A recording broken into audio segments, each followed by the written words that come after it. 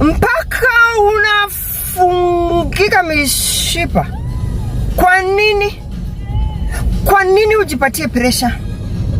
Kwa sababu ya nini? Jamani, pumua. Utakuja kufa na mapresha yasiyokuhusu dada.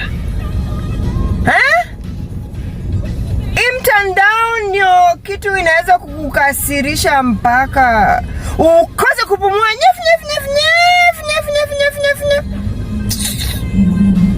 Kama una spirit ya rejection, omba Mungu sana akuondolee hiyo kitu.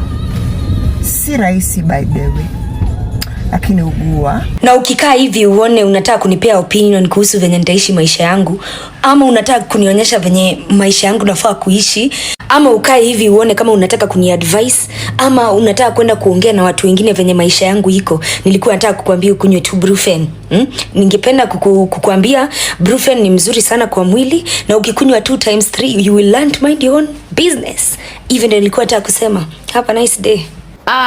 Stop threatening me. Stop threatening me. Usinitishie mimi. Stop threatening me. Stop tagging me everywhere. Stop posting me everywhere. By the way, are you aware you are harassing me? Unajua unani harass? Kuna mahali nimekutag. Is there anywhere that I've mentioned your name? Have you heard my lips mentioning your name?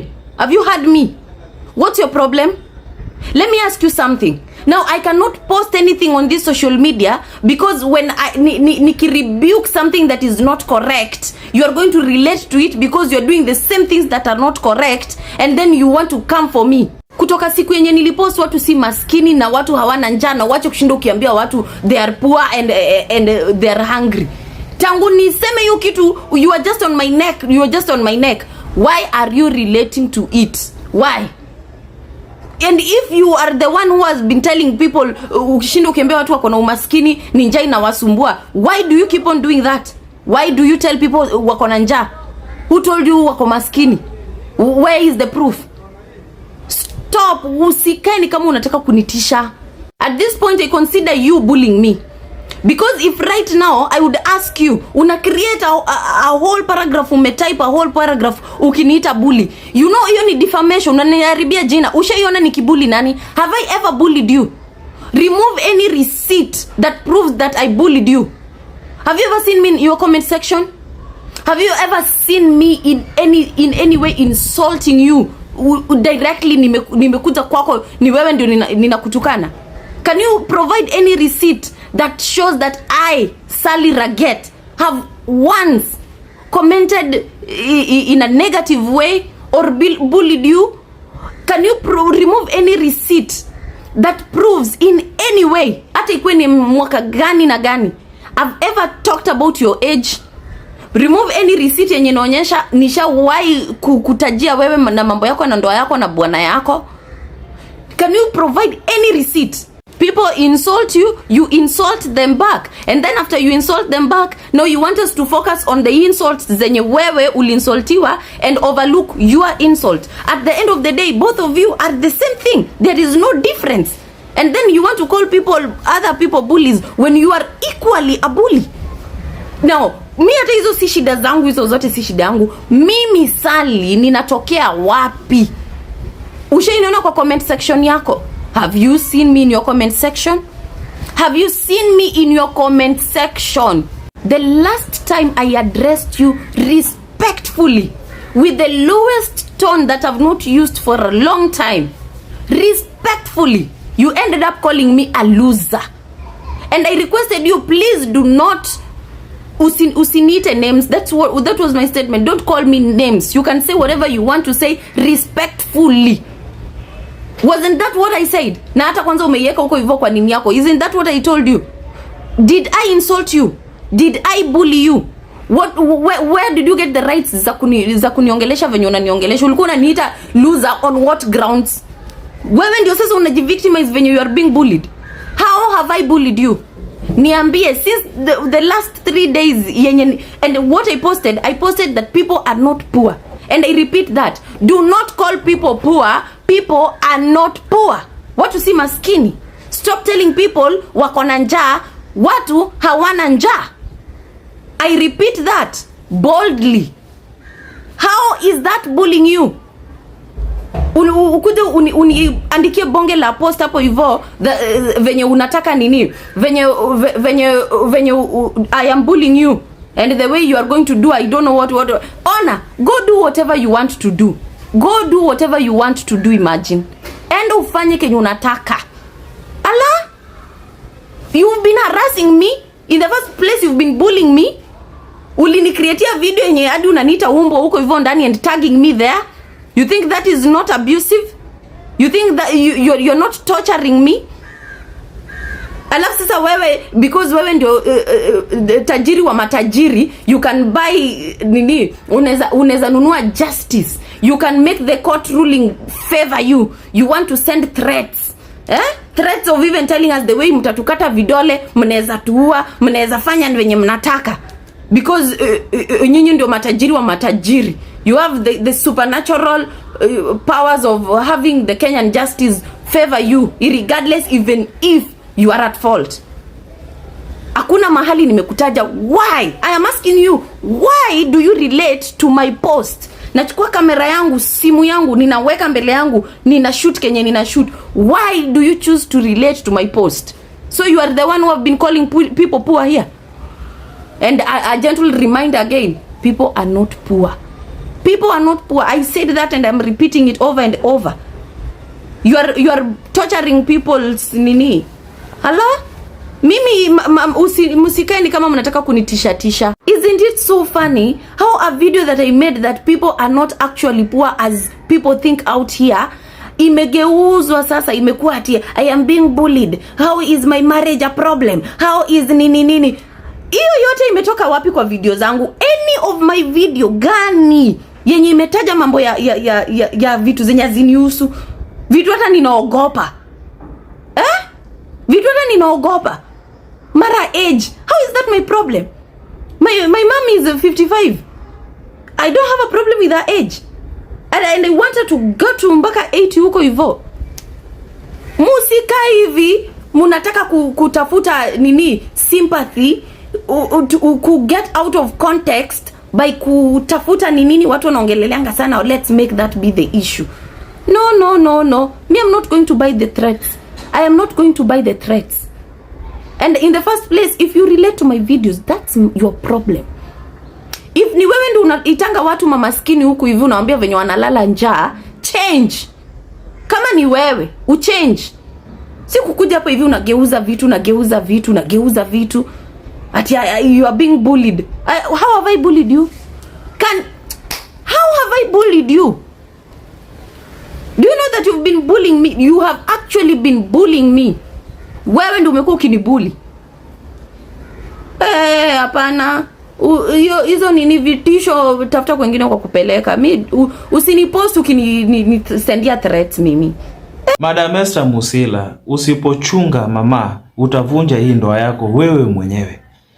Na kuona vile bado unaendelea kujibiza. Nilishakwambia madam, disable the comment section. Hautaona hizo negative comments. By the way, wewe ni celebrity. Obvious ukipost kitu, expect so many comments, and unfortunately many of those comments ni negative comments. Vitu zinakuudhi.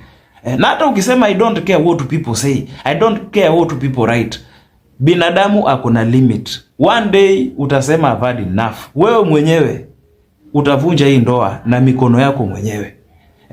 Hautawezana na hawa vijana kutusiana. Your age does not allow. Wajua madam, you don't know. Wakenya ni dangerous when it comes to attacking each other kwa social media. Ndio maana hata Kenya inaogopwa na nchi zingine. Okay.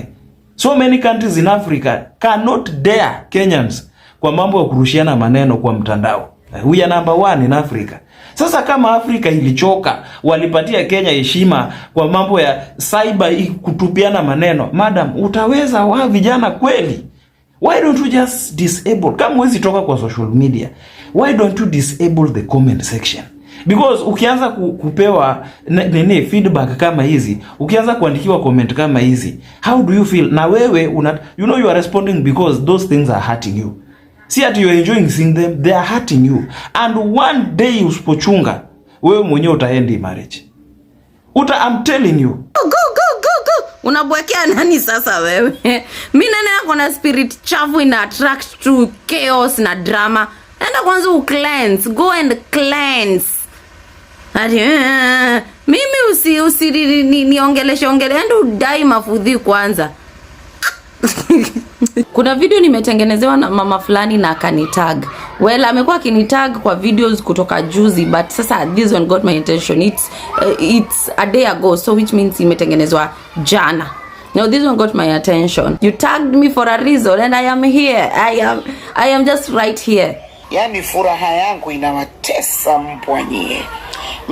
Kwanza number one, sioni furaha yenye uko nayo, because where you are there's so much chaos, there is so much drama, there is no peace where you are. Where you are, you do not attract peace, you only attract chaos, you attract drama, you attract filthiness. Where you are there is so much filth. Hakuna anything that is coming out of you. Hakuna furaha yoyote I can see around you. Where you are, your aura is dirty, is messed, is filthy. Okay? And wewe ndio umbwa ule wa kwanza, ule mkubwa. Wewe ndio umbwa ule wa maumbwa. Umbwa wa maumbwa. Unasikia umbwa hii? Mwataka nisononeke, mwataka niasirike, mwataka niteseke. Mungu sio babu yako. Kwanza hii video na shanga inanihusu aje. The problem that I have with hiki wa Mnyanyezi is the fact that she insulted me when I had not insulted her. I did not insult her. I have never bullied her. Actually, I have never bullied anybody on this app. I don't go bullying people. I don't. What I do is advise my sisters here. Mimi na advice. Ku advise ni na advice. That is all I do here. That is my content. Now this is the hiki mnashinda mkikuja mkiniambia ati yo tafuta content nyingine. Hii inaitwa banter. Banter to banter. Someone throws you something, you throw back. Throwing back. Hiyo inaitwa banter. Unanisikia vizuri? Hakuna anything about you that is admirable so far. There is nothing. And if there was, I probably could have been following you up to now. There is nothing to admire. The energy around you is so messed. It's so worked out. It's messed. Mimi sasa hii video mimi venye nanihusu sielewi. Hii endo ukapelekea watu wenye wanakuanga na shida na nini yako na ndoa yako, watu wenye wako na shida na bwana yako, watu wako na shida na the fact that you got married to, which that is not my problem. You can get married to anybody. You could even have gotten married to an 80-year-old man. You could have gotten married to a 20-year-old adult. You get married anywhere you want. Now I don't understand how that inani concern aje. My issue, me and you know very well you insulted me when I had not insulted you. Ulinitukana wa kwanza. And I am not the same way. You don't leave people who insult you. The same way I'm not going to leave you, because hakuna venye unaweza nitukana na bado unaendelea kunitag. Wewe Nga unaambia watu uko hivyo comment section yako unawaambia venye you can't give up, you can't stop. For me you will stop. You will stop, because otherwise it is this way. It is hivi tuende nalo mpaka mtu mwenye atapoteza nini wa kwanza.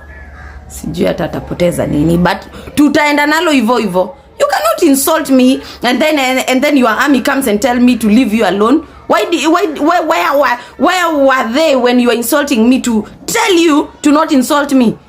And I texted you, like I not text.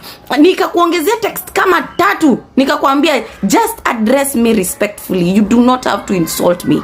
You don't have to be aggressive with me. You don't have to insult me. You don't have to be disrespectful. Just talk. Because hakuna kitu yenye nilikwambia yenye ina makosa. I never insulted you. I have respected you until to the point where you now lost every atom of respect to me. And I went lower. And I'm going lower. And by the way, for your information, there is nothing that anybody is going to do about it. I am in my account. Sijai comment kwa account ya mtu, sijai kwa comment section ya mtu, sijawai enda kwa nini ya mtu. I am in my account. And for your information, this is social media. Kushinda ukituambia ati can everybody mind their business? Anything that is posted on social media is a social affair. Let me educate you. Anything that is not a social affair is not posted on social media. Ikisha kuja hapa hivi, it is people's business. And whoever posts it is posting it for the people. That's why ameyeka for everyone, for the public. Hala, mimi wangatek. Unajua nangu kiwa wazimu. Unadhania you are crazy. Shida yangu ni alinitukana. Alinitusi, mimi sijawahi mtusi, sijawahi mbuli. I don't even comment on a comment section. The last time I commented on a comment section na ilikuwa IG ni kitambo kabla kwe mwenda wazimu. That is the last time I commented. Hizo masiku za kwanza akiwa bado anajiheshimu. That was back then. After I realized she does not have self-respect, I unfollowed and left. Mahali alinitukania actually si comment section yake, ni hapa hivi kwa account yangu. Na ninakutuma enda ukaangalie ni nini hiyo ilikuwa ina warrant kunitukana, alafu rudi uniambie alikuwa ananitukana for what reason. Na uniambie ni entitlement gani hiyo yako nayo yeye anaweza tukanana venye anataka, nafai kuambiwa anything. Hapa nje we respect people because they respect themselves. Tunaheshimu watu wenye wanajiheshimu. We don't respect people with age. We respect people who respect themselves. Ukisha realize mtu hana self respect, tunamtolea wapi heshima sisi? We only give you what you already have. We cannot give you what does not exist within you. I swear sijawahi enda comment section yoyote and left any bad vibe. Sijai acha any bad energy. I've never gone to any comment section nikaacha comment ingine ya kishenzi. I don't bully people. I don't insult people. So who the F does she think she is to insult me? Alafu the army na nikujia na musinilete shida zenyu za ubaipola. Hizo unapelekea kwa huyo brand ambassador wenyu wa umaskini. No, not me. Not me. Kwanza rudi huko hivyo muulize na alikuwa ananitusi on what grounds. Muulize na ni nini hiyo nilifanya yenye ilikuwa ina warrant. And let me tell you even the funny thing is that I even told her you can just express your feelings or express whatever you want to say. Just address me respectfully without insulting me. And she went ahead to insult me. Alafu ananiuliza ati na imekuuma. Someone is already a bully and you have a problem with their bullies. She deserves the bully because she is also a bully. She deserves it. We people here on earth, we receive whatever we are giving. We attract whatever we are. Mimi hakuna kitu yenye mtaniambia. Alafu na huyo mama yenye mnaniambia hapa hivi ati yeye ndio content. Huyo sasa anakuaje content sasa? Yeye mwenyewe hana content. Content yake ni kupost watu wakuja wamtukane. A reply to each comment, hata kama ni 2000 comments, a reply. Hiyo ndio content yake. Sasa wewe niambie hapo mali umeketi. Hiyo ni nini yenye inaweza nifanya mimi asali ni grow in this app? Wewe unaona nini inaweza? Wewe differentiate content and banter to banter. Ala? Shenzi. Now, I probably have been trending for the right or wrong reasons depending on how you think.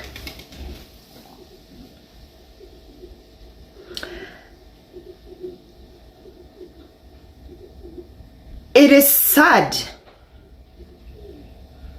that people now have to be bullied for their life choices or for the choices they make in life. People can now be bullied because of how old they are, but the society will keep quiet because I have to be the bigger person. That I am dealing with Gen Zs, and Gen Zs will drag you through the mud, so don't respond to them. kwa sababu wataniaibisha. Sasa niaibike kwa sababu nilizaliwa kitambo? Niaibike kwa sababu niliolewa na mume wangu?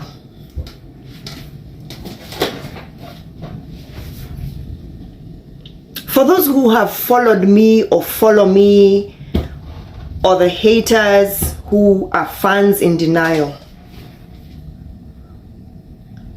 when I post on my page, I have never, not one single day, ever gone after anybody. Mi hujibamba tu vitu zangu. I go to the gym, I post. I am doing my stuff, I post. But the comments from some people,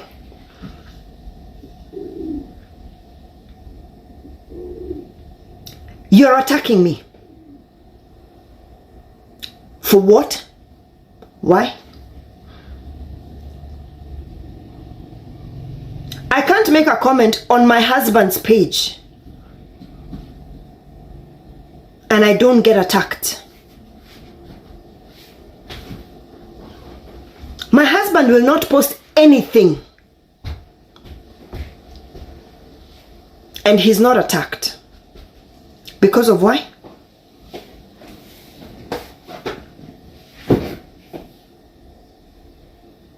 Why do I have to be the victim when I stand up for myself?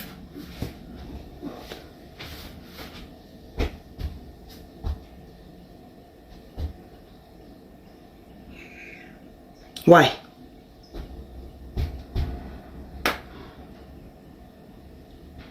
I have never been a coward in this life. And there are things that would depress me because I have a lot of things that I personally, on a personal level, like that I fight with, that would have depressed me, but not my life choices. I am a respectable person. I respect myself. And what I do is things I have done ever since social media came into life. For those who know me, for those who follow me.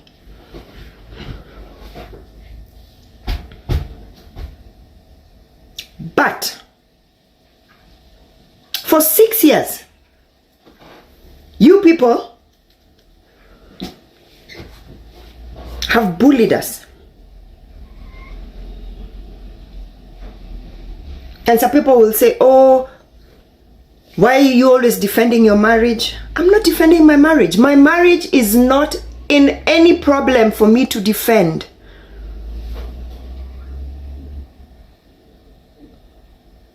I am simply protecting my space.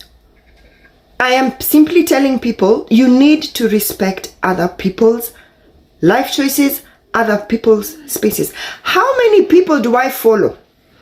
And if I see something I don't like about them, I don't need to comment. I don't need to.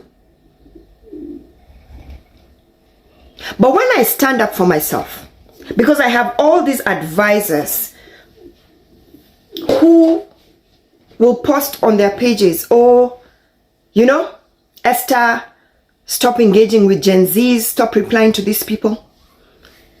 If we all focused on stopping people from bullying innocent people, then we would change the narrative. But because we all want to make the innocent person the victim,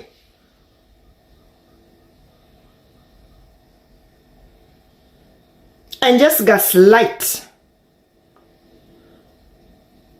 this is where I have a problem. I work for an organization which does not discriminate. It doesn't matter. And that's how I have lived. That's how I was brought up. I don't discriminate. And when I come and tell you you have a poverty-stricken mentality. I didn't call you poor. If I call you poor, it means I am referring to your attitude.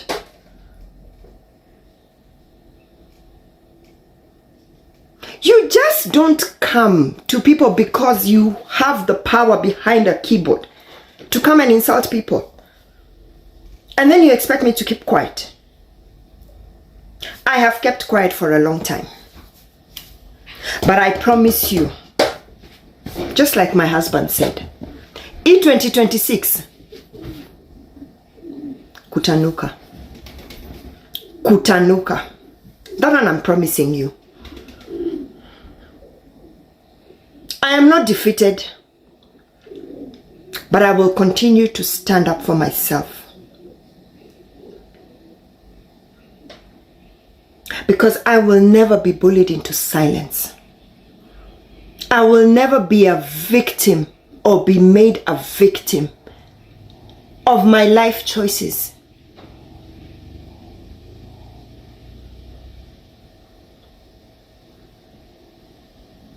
What makes you think you have the right to come and tell people how to live their lives, who they should marry? What makes you think you have the right to do that? And when you're responded to and told, keep your advice to yourself, now I have insulted you.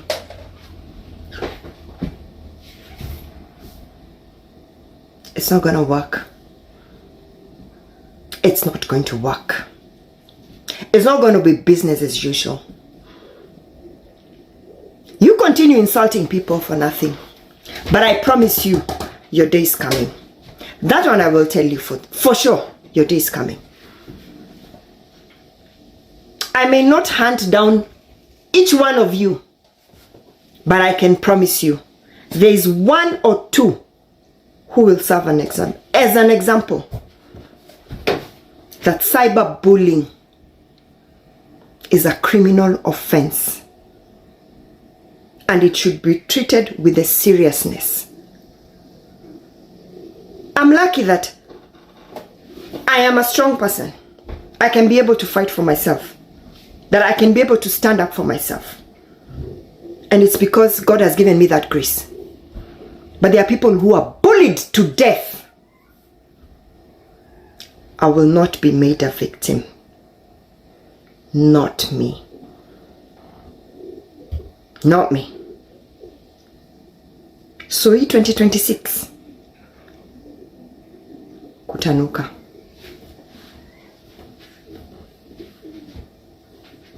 Just learn to respect people's choices. I didn't ask God to be born 55 years ago. So my age is not a point of discussion for anybody or to insult me because I am older than my husband. No. Thank you. Wewe mama, usinilete bipolar issues zako. Mimi usinilete bipolar issues zako. I said what I said and I meant every word that I said unapologetically. Nobody is poor. People are not poor. Uwezi kuwa tu ati wewe ukiambiwa tu ukweli ndio huyo wewe. There is a difference with people who bully you and people who just tell you the truth. Mtu anakuambia tu ukweli, something that has nothing to do with bully, nothing to do with insult. Someone tells you the truth and then you call people poor. Mtu anakuambia tu ukweli tu. Yani ni ukweli tu, haja kutukana, haja kubuli. Amekwambia tu something that is very truthful. Very truthful. Ndio hiyo umeshaita watu poor. We are not poor. Sisi si maskini. Brand ambassador wangu maskini. We are not poor. We are just wise to see things that you cannot see at your age. Sasa kuenda umekimbia kwa post zako zote, umenitag everywhere. Umenitag over 50 posts. Unakuanga sawa? Where do you even get all this time? Brand ambassador umaskini. The queen of bipolar. Mimi usikae ni kama tutabiringishana. Wewe when nitakuhemesha. Naitwa Sally Raget. I'm not your comment section. Sawa? Na I am telling you, hey, woi. Unadhani uko na time? Unadhani uko na time? Niko na time. Niko na energy. We, usinijaribu. Do not look like unakaa kama unataka kuni. Kwanza hata tuki take things back. You insulted me when I did not insult you. I did not bully you. I did not insult you. And the evidence iko hapa hivi kwa nini yangu, kwa hapa hivi kwa account yangu. I did not insult you, I did not bully you. And you decided to insult me. Alafu ni wewe unaenda ukijivictimize venye you are being bullied. Wewe senyu unabully mwingine, senyu unatukana watu bila makosa. Hakuna kitu mtu amekufanyia, you are just nini. We! Alafu kwa hapo hivyo ndio ujue unanga akili mzuri. Uko hapo hivyo kushindana na watoto wa 20 years old ati hawana gari. Wewe mtoto anafaa kuattend classes zake, ananunua gari saa ngapi? At the age of 20 wewe ulikuwa na gari. Ni classes attend ama ni magari, atatoa pesa ya gari wapi? And those kids are not poor. Shame on you. Mimi usinilete. We! Usinilete mimi. Usikae hivi ufikirie utaniletea. Na usikae hivi ufikirie uko na nguvu sana ya kubishana na mimi. Shame on you. Brand ambassador wa umaskini. Na mwambie huyo mama hata yeye when she was our age hakukuwa na gari. Tafadhali. Pengine hata alikuwa kwa kina ndoa akitesekea huko. Lakini huyo mama anatuambianga nini? Whatever the problem with you. Shida inakuanga wapi? But I blame Malaika Mlinzi. Malaika Mlinzi is the problem. Put your house in order. Put your choice in order. You cannot make your choice be a problem and a headache to everybody. And I'm not talking for the bullies that bully her. I am talking for people who tell her the truth, but she has a problem with the truth. Usipo side na yeye hauna gari. Usipo side na yeye uko na njaa. Usipo msifu uko maskini. Yani you have to tell her things that she wants to hear. Malaika Mlinzi, it's your fault. Tell her those things she wants to hear, because now she wants it to be our responsibility. To praise her, to make her feel good, to make her feel young, to, she wants to feed from our energy. Malaika Mlinzi, can you put your house in order? Because inakan kama you do not have a voice. You are not in control. Damn! Tuliza brand ambassador wako wa umaskini atulie. Some of us, she insults us even when we have not done anything to her. We have not bullied her. We have not insulted her. Alafu mtu tu anafungua mdomo yake anaamua kuninini. Can you put your house in order? By Paul. Esther Musila, naona haukunielewa message yangu. Nilipokuambia wache kubishana na hawa vijana, hawa Genz, wacha kubishana nao online, haukunielewa. Uliona ni kama nimekuattack. I'm sorry about that. Kama ulichukulia message yangu kama attack kwako, pole sana. Okay? Pardon me. Pia nimeona unasema you have time na energy ya kujibizana na wa Genz online. All the best mama. Kama utawashinda, haya. Mimi yangu ilikuwa ni ushauri tu, lakini kama ushauri wangu pia imekuudhi, samahani mama. It wasn't my intentions to make you angry. Nimeona umekasirika, umenitaka karibu kwa videos sijui 4. Alafu mama, si kila mtu anakupa advice hana kazi ya kufanya. Si kila mtu anakupa advice ni maskini. Yes, pengine tuna chenye uko nacho, lakini we are comfortable. Yes, hatuombi. Mimi I never go live hapa TikTok kuambia watu tap. Nashukuru Mungu inshallah. Alhamdulillah, napata something. Mungu amenijalia ile riziki kidogo napata. I can pay my bills hapa na pale. So when we come to advise you, we are just concerned about you. Because these kids walifanya mpaka wa former president Uhuru Kenyatta akazima Twitter. Akatoka Twitter kabisa. So kama wewe uko na nguvu ya kungangana nao, go on. We wish you all the best. Sisi tuko hapa kuona kati ya wewe na wa watoto ni nani atachoka wa kwanza. So all the best. Na kama nimeukosea mama, pole, siku anataka nikuudhi. Bye. Genzis, nyinyi naona tu ni laana mnajitakia. Sasa mbona mna advice shosho yenu? Yani mnafikirianga hii dunia ni ya Genzis pekee, right? Don't you think at her age she has made so many right and wrong decisions for you guys to advise and insult her? You are so bitter as if relationship yake ni yenyu. Ama do you guys want her husband? Or is it that you believe there is no good marriage out here? No wonder she's calling you guys poor, because there's no rich person mwenye atakuwa so invested in someone's life and in someone's marriage like the way you guys are doing. You're poor. You are pure and idle, not to offend anyone, but hiyo ndo kitu hamtaki kusikia. Instead of focusing on how you'll be rich and build your futures, you're focused on your someone who is twice your age. Mnataka kumadvise. What do you guys know? No. What do you guys know? Nini mnajua? Hebu achaneni na Esther Musila ama sijui Esther Musila. You're all over her page calling her old. Do you guys think you'll never get old? Do you guys think you'll never get old? In fact, getting old or being old is a blessing. Wengi wenyu, I'm sure hata wengi wenyu hamtafika yo age ako.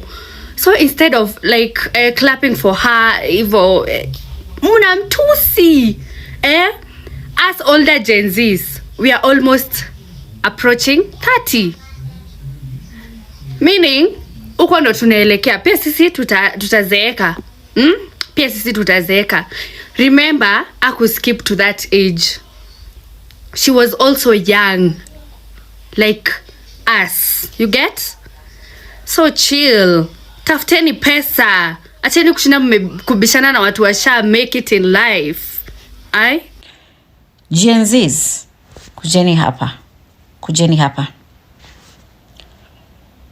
What exactly is your problem with Esther Musila, the wife, the beloved wife to Mr. Guardian Angel? I don't know his legal name. What exactly is your problem? How does Esther's age and her choices in life concern you? Please answer me. How does Esther's age and her choice and decision to marry Guardian, a way younger man than her, concern you? Please tell me. As a fellow Ajusa,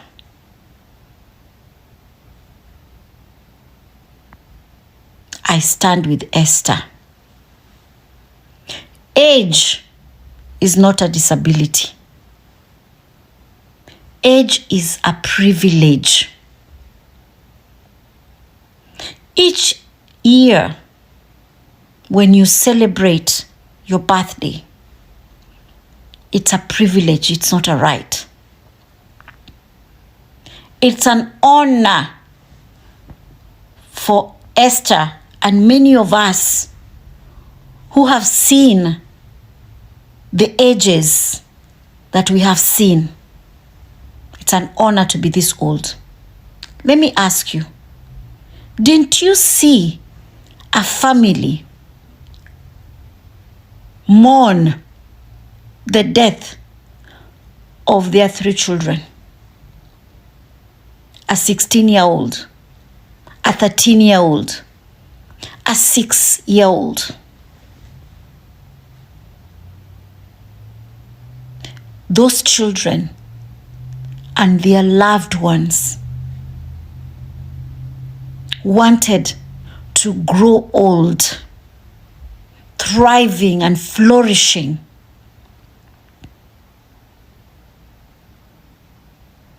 But they lost their lives at a very young age. I stand with Esther Musila when she said,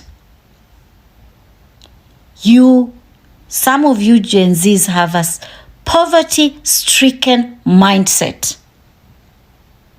What is also called scarcity mentality. And this has nothing to do with money, financial status, and class, nothing of it. Poverty-stricken mindset, aka scarcity mentality, is when you think your level of thinking is very limited because of lack of exposure, lack of awareness. You are poor in your mindset. You lack exposure. You lack critical thinking. You lack intelligence in how you are thinking. In this age and era, for you to think that insulting somebody based on their age ndio kufika, my friend, you're lost. We are in a world where we are embracing diversity, inclusion, and equity for the betterment of all. What basically that means is that the world welcomes everybody. The world is accepting everybody. The world is respecting the human rights decisions of people. So I don't know why you have a problem with that woman. But I understand. With lack of exposure, with very poor and limited thinking, you end up having poverty-stricken mindset, aka scarcity mentality, and you don't think beyond your village. You don't think beyond your nose. Your thinking is limited. Hello? We are in 2026. People have the freedom and the right to love and marry whoever they want. It's almost 6 years since these people got married. Ain't you tired of trolling them? Ain't you tired of trolling this couple? Which part of your genitals are they using so that they can return for you? Are you in that marriage? Why are you so affected?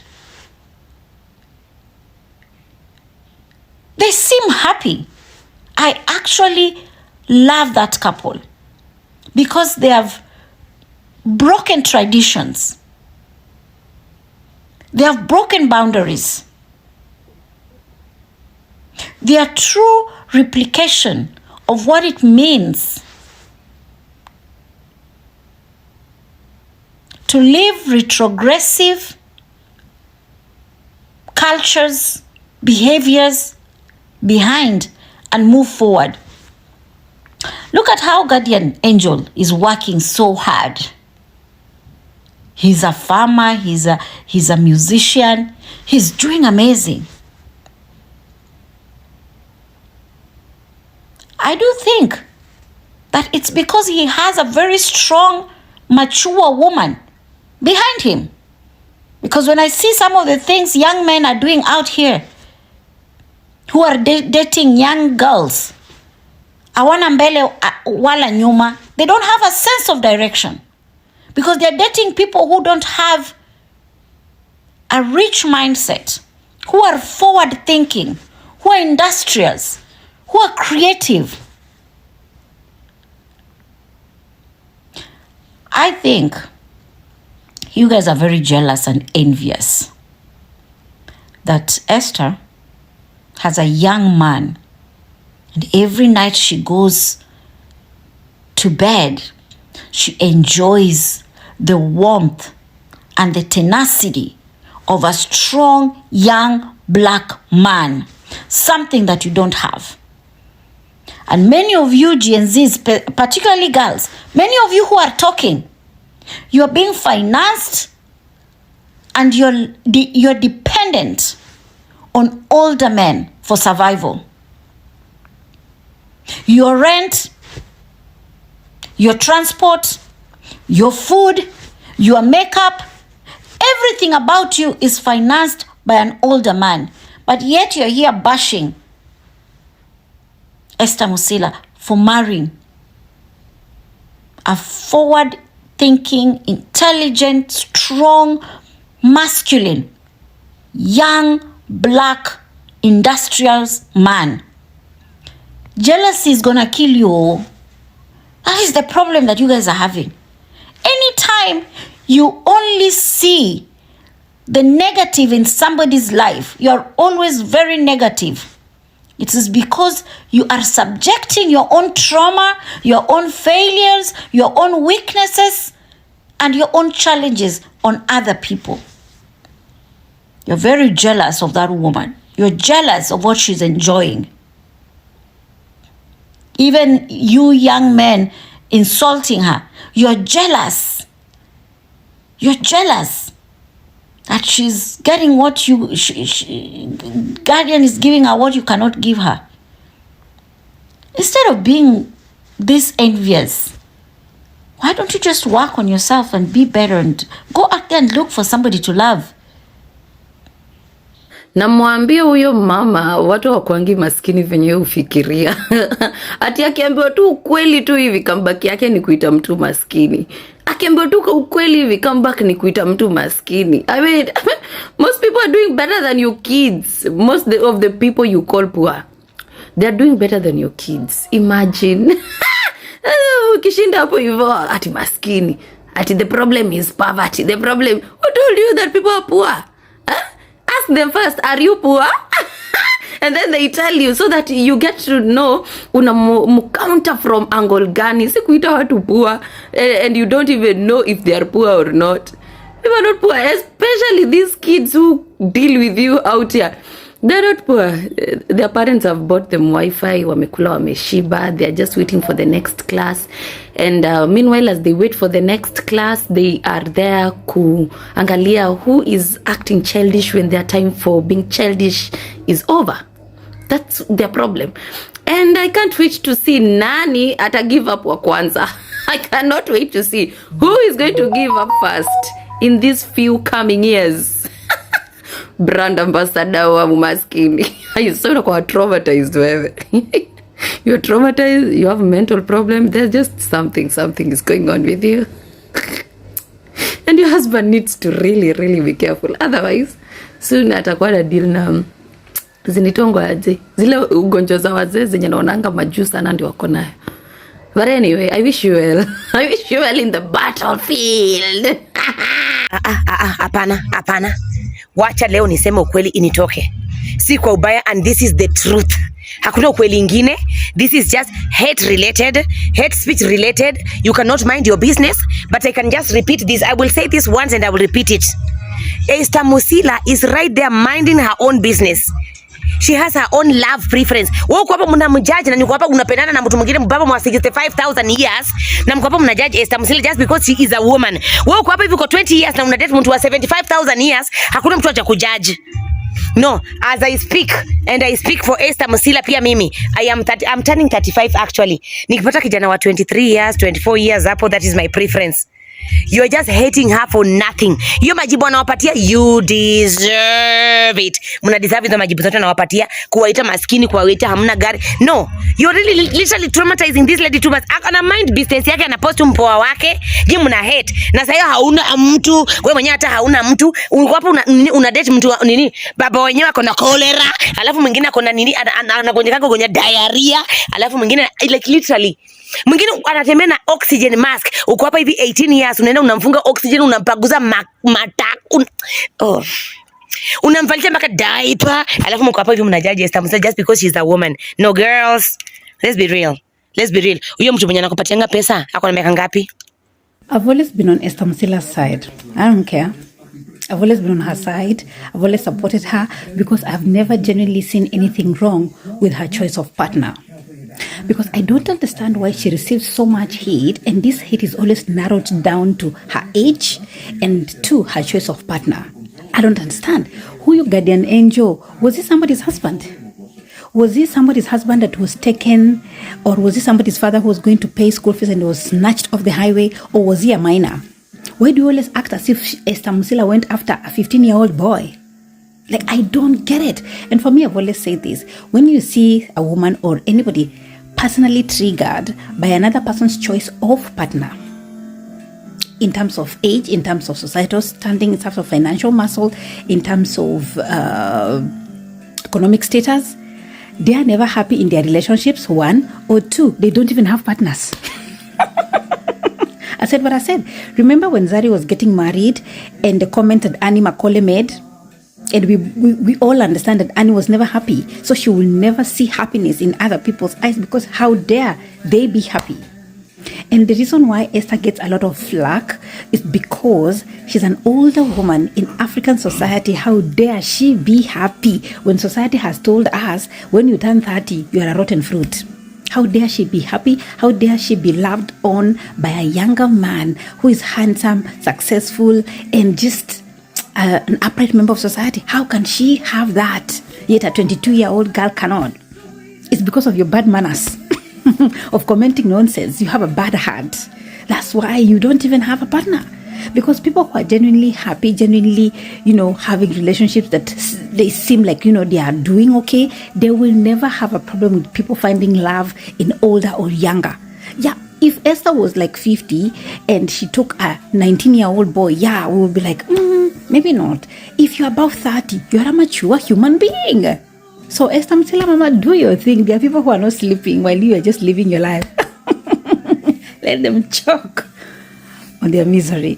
Guardian angel, you need to sit down your wife and tell her whatever she's doing on TikTok ni upuzi, ni ujinga hii anafanya. Hizi ni vita za wanawake. Na sisi kama wanaume hatuwezi ingilia vita za wanawake. But if it's a must for us to comment or talk about them, then we are going to involve your guardian angel because you are the man of the house.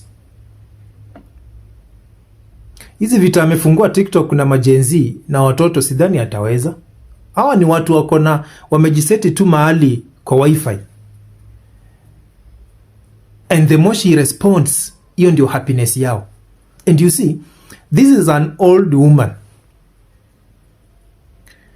mwenye anafaa angalia aona hao ni watoto na hii ni utoto wanafanya. Alafu anaachana nayo, anaondokea, anaona hai make sense, hai add value kujibazana na wao. But now she is busy provoking them. Wewe ni maskini, wewe huna gari. Yeye hata at the age of 19 maybe hangi afford Crocs. And now at the age of 50 she's expecting this young lady, this young girl who is 19 to be on the same level na yeye at 50. Haiwezi. Hata yeye anajua hai make sense. So tell her to spare this energy, apeleke gym. Hii atapata pressure bure. Atapata pressure. Hatutaki state funeral. You get what I mean? So you need to sit her down, umwambie hii achane na hii michezo kabisa. Hao ni majenzi. These are people who are just in university colleges. They are busy studying.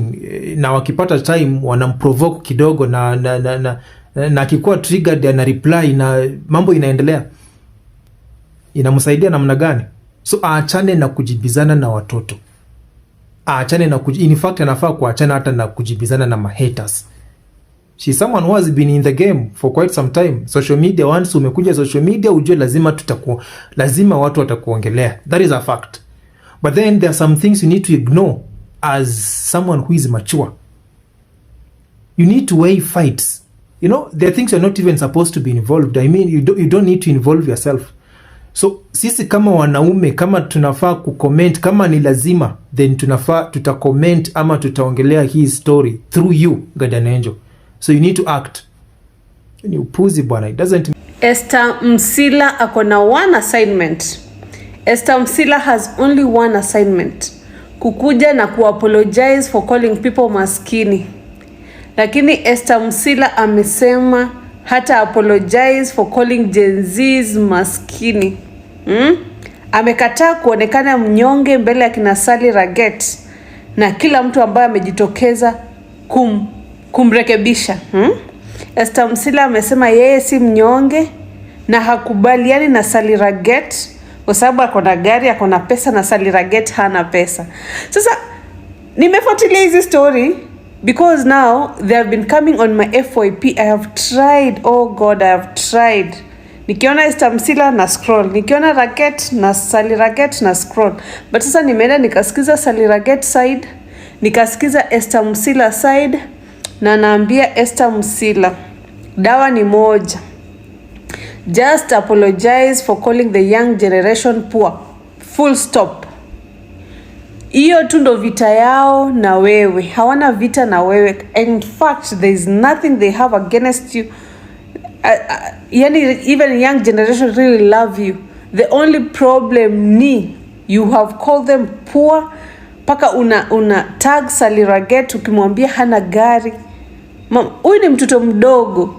Yani kitu inaumiza Genz ni they are young and you're comparing vitu za dunia na hao. Na you know in the due course of time they will achieve these things. Kama ni gari watanunua, kama ni pesa watakuwa na, ni miaka ndo bado. They will reach that age and they will have whatever you have.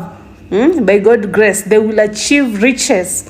Sasa Esther Musila apologize tu kwa kuwaita poor because they are still young, they are still growing and they are going to amass wealth. Now pia wa apologize for calling you old because sisi wote we are growing old. Okay, all of us tuna grow old, sisi wote tunazeeka.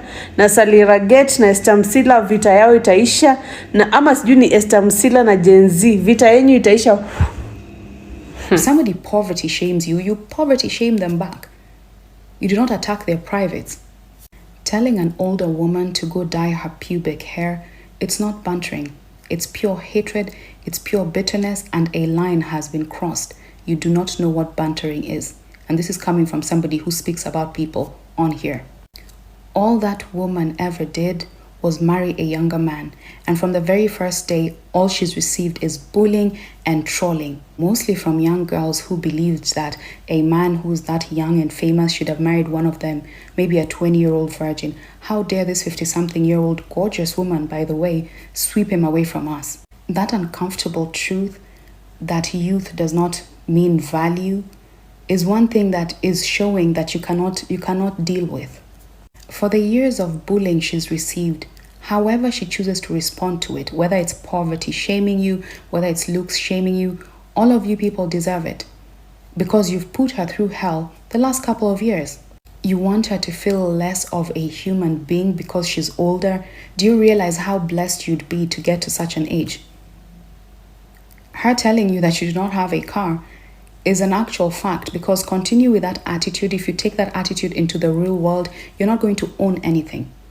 If that is who you are as a person, you're not going to advance anywhere in life. You'll be doing what you're calling bantering on here for years. So yeah, you're no longer showing your bitterness. It's showing a lack of reasoning. There's always a line, even to this thing that we do. There's always a line. There's always a too far. What are you even thinking to utter something like that? What exactly did she do? Anyway, Esther, keep being happy. God bless you. Bye. Esther Musila. Hey, Musila, bibi a guardian angel. I'm a Peter Omoka. You are a good lady. You are in your prime of your age. You are living your best life at this time. Na already Peter anakupenda. Kindly, wachana na watoto huku kujibizana na wao. Imagine Esther usijidunishe tena. Imagine unabishana na watu wako stress, wako kwa bed sitter, wako na depression. Mtu anashinda TikTok since morning to evening. Hawa ndio watu unataka kushinda hapo ukijibizana na wao. Esther, rise above the standards. Rise above the comments. Rise above hizo kutukanwa na kuambiwa vitu mingi. Hiyo age yako, impact this generation, impact these young people, show them a different direction, look for another content that you can do and ina support Guardian Angel. Lakini wachana na hawa watu bullies, hautaweza.